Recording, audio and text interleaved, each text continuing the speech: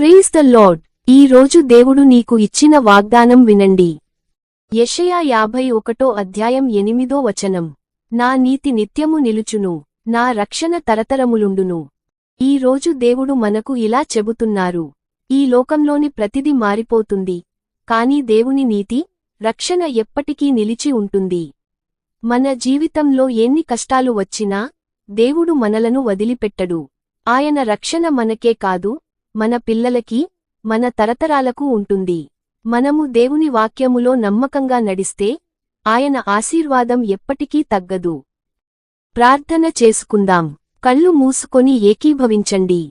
ప్రభువా, నీ నీతి నిత్యము నిలిచేదని విశ్వసిస్తున్నాను. నా జీవితములో నీ రక్షణ ఎల్లప్పుడూ ఉండని, నా కుటుంబము, నా తరతరాలు నీ కృపలో ఉండునట్లు కాపాడుము. యేసు నామములో ప్రార్థిస్తున్నాను తండ్రి. ఆమేన్. మరిన్ని వీడియోలు కోసం సబ్స్క్రైబ్ చేయండి.